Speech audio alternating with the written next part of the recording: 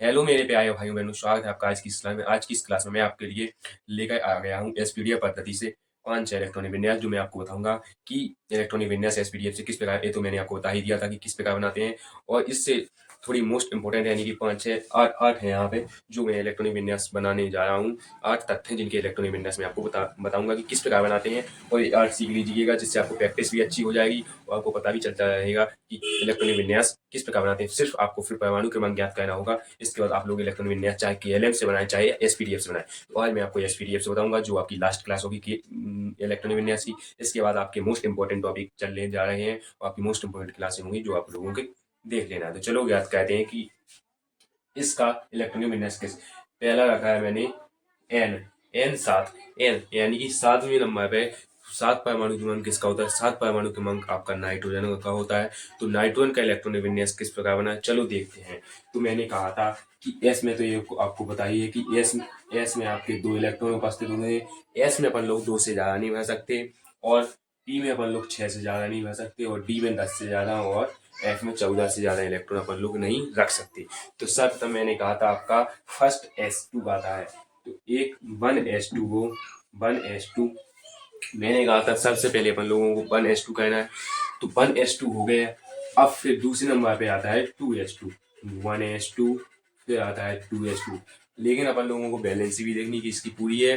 तो इसके बाद आता है 1s2, 2s2, फिर आता है 2p। लेकिन 2p में कितने भरते हैं? p में भरते तो 6 हैं, लेकिन अपन को यहाँ पर देखना है अभी अब कितने की जरूरत है, कितने रह गए हैं, कितने की जरूरत है। तो 2 दूनी 4 यहाँ पे भर चुके हैं। इसकी परमाणु क्रमांक होता है 7। जब 7 में से 4 हटाएंगे तो 3 बचेंगे।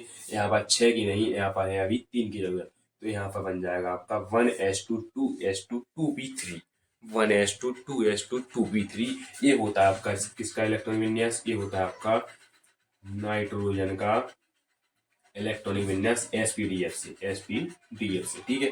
इसी प्रकार एल्यूमिनियम का इलेक्ट्रॉनिक विन्यास बनाते हैं। एल्यूमिनियम का जो परमाणु क्रमांक होता है वो 13 होता है। एल्यूमिनियम का परमाणु क्रमांक कितना? एल्यूमिनियम का परमाणु क्रमांक 13 होता है। इसका इलेक्ट्रॉनिक विन्यास बनाएंगे तो 1s2, 2s2 और 2p6 यहाँ पर भर जाएगा। अब यहाँ पे देखना है कि कितने हो गए। 2 यहाँ पर भर गए, 2 यहाँ पर, और 6। तो 6, 2 8, 8 और 2 10, 10 भर गए हैं, और 13 इसकी वैलेंसी है। तो 13 में से 10 घटाएंगे तो 3 बचेंगे। तो अगला जो आएगा उसमें कितने? उसमें आपके 3 ही भरेंगे, उसमें रहेंगे आपके 3। तो 1s2, 2s2, 2p6, फिर आता है आपका 3s2। तो एस में कितने? एस में 2 आए थे, अब 2 आए गए। तो अब अपन को कितने की जरूरत है? 2 दूनी 4, 4 और 6 10 और 2 12। अब 1 की जरूरत है। तो एस के बाद आपका क्या आता है? एस के बाद आता है पी। तो क्या आया आपका 3p। यहाँ पर 1 की जरूरत है तो 1 लिख देंगे। तो 1s2, 2s2, 2p6, 3s2 और 3p। 1 जो बन गया है ये हो गया आपका एल्यूमिनियम का। इसका एल्यूमिनियम का इलेक्ट्रॉनिक विन्यास। इसके बाद अगला है आपका फास्फोरस P15। फास्फोरस P15 है। अब इसका इलेक्ट्रॉनिक विन्यास किस प्रकार बनाएंगे? इसी प्रकार बनाएंगे 1s2, 2s2, 2p6, 3s2। अब जितने पी में जरूरी होंगे, जितने की जरूरत होगी उतने हम पी में भर देंगे। कितने हो गए अब? 2 दूनी 4 और 6 10, 10 2 12, 12। लेकिन फास्फोरस कितने नंबर पे आता है? फास्फोरस 15 नंबर पे आता है। अपन लोग ने 12 तक बना लिए हैं। अब 3 की जरूरत है तो पी में भर देंगे अपन लोग 3, यानी कि 1s2, 2s2, 2p6, 3s2, 3p3। ये हो गया है आपका किसका?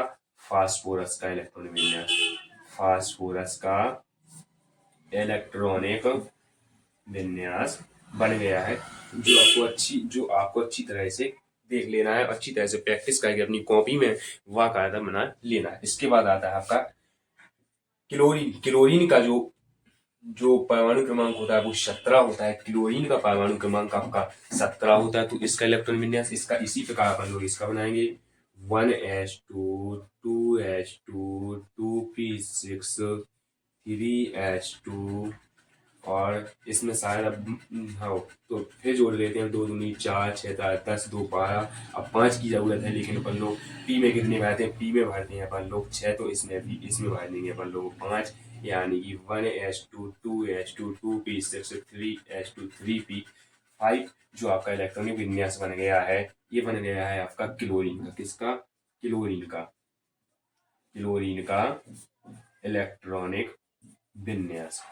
आपको जब बनाते समय क्या देखना है कि पी में 2 से ज़्यादा इलेक्ट्रॉन नहीं भरें, और एस में 6 से ज़्यादा ना भरें, और डी में 10 से ज़्यादा ना भरें, और एफ में 14 से ज़्यादा इलेक्ट्रॉन ना भरे। और आपको सिर्फ बनाते चले जाना है। 1 के बाद 2 आता है, 2 के बाद 3 आता है, 3 के बाद 4 आता है। जिस प्रकार हम लोग 1 2 3 सीखते हैं उसी प्रकार ए आता है। बस आपको क्रम देखना है कि इसका क्रम क्या है। 1s2 2s2 2s 2p 2 2 3s2, इस प्रकार आपको क्रम देखना है। इसके बाद आपका आर्गन आता है 18, जो आपका बेसिक ही है। जिस प्रकार हम लोग 17 बनाया है, 17 का जो इलेक्ट्रॉनिक विन्यास है वो आपका यहाँ तक तो सेम होगा 18 का। यहाँ पर आपका जैसे यहाँ पर है 3p5, यहाँ पर हो जाएगा आपका 3p6, क्योंकि यहाँ पर 5 थे, यहाँ पर आपकी 6 पूरी हो जाती। जैसे बना के देख लेते हैं। 1s2 2s2 2p6 3s2 और 3p6। अब बैलेंस भी मिला लीजिए, उतनी ही आएगी। 2 दूनी 4, 4 और 6 10, 10 और 6 18, 18 10 और 6 आपके 16 और 2 18 हो गए हैं। ये हो गया आपका आयरन का। किसका? आयरन का इलेक्ट्रॉनिक विन्यास। इसी प्रकार अब मैं आपको कोबाल्ट का बना के बताऊंगा। और जिंक आपका जो है, जिंक, इसको आपको अपनी कॉपी में बना लेना है, कि आप जिससे आपको पता चले कि किस प्रकार बनाते हैं। ठीक है, तो कोबाल्ट का जो इलेक्ट्रॉनिक विन्यास है, कोबाल्ट का, सॉरी अभी 2 रह गए हैं आपके, एक क्रोमियम रह गया है। तो मैं आपको क्रोमियम का आप लोग बना लेना। क्रोमियम का मैं आपको बता दूंगा, और 27 का मैं भी बता दूंगा। तो आपको 30 बना लेना है। ठीक है, क्रोमियम का है 24। तो 1s2 2s2 2p6 3s2 3p6 3p6 3p6 के बाद आता है आपका 4s2 4s2। अब देख लेना कितने की जरूरत है। 2 दूनी 4, 4 और 6 10, 10 2 12, 12 6 18, 18 और 2 20। लेकिन यहाँ पर कितनी, क्योंकि 24 पे आता है, 20 हो गए हैं। अब 4s2 के बाद मैंने आपको क्या बताया था कि 4 के बाद आपका डी आने लगता है। तो यहाँ पर आ जाएगा आपका 4s2 4s2, इसके बाद आता है 4p, फिर आता है आपका, फिर आ गया आपका 3d। 3d आ गया। लेकिन डी में कितने भाई थे?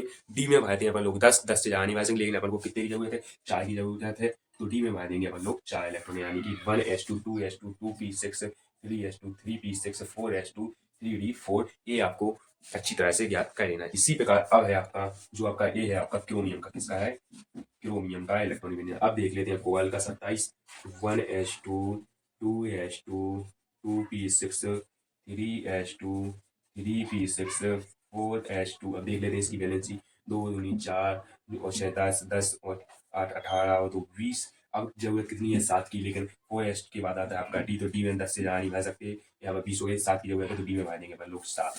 ठीक, तो 1s2 2s2 2p6 3s2 3p6 4s2 3d 7। ये हो गया आपका कोबाल्ट का इलेक्ट्रॉनिक विन्यास। और ये आपका लास्ट बचा है जिंक का, जो आपको अपनी कॉपी में घर पे बना लेना है। एक प्रैक्टिस कर लेनी है, जिससे आपको इलेक्ट्रॉनिक विन्यास पता चलता रहे। तो इसके लिए धन्यवाद। अब अगली क्लास मिलते हैं अगले टॉपिक के साथ।